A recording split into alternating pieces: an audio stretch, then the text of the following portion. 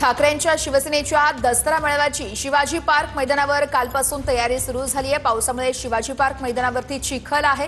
आजपासून शिवाजी पार्क मैदानावरील पाण्याचा निचरा केला जाणार आहे।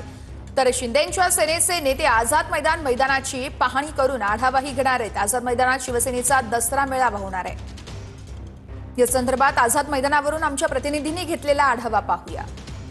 2 ऑक्टोबर रोजी शिवसेनेचा दसरा मेळावा हा मुंबईतील आझाद मैदानावरती करण्याचा योजलेला आहे आणि त्यातच आपण आझाद मैदानात आहोत आणि याच आझाद मैदानामध्ये होणाऱ्या दसरा मेळाव्याची संपूर्णपणे तयारी आपण सध्या पाहतोय। गेल्या 2 ते 3 दिवसापासून मुंबईत होणाऱ्या पावसामुळे या मैदानात मात्र मोठ्या प्रमाणात चिखल आहे तो तयार झालेला आहे आणि याच चिखलाचा जो त्रास आहे किंवा जो सावट आहे ते या दसरा मेळाव्यावरती आपल्याला पाहायला मिळेल।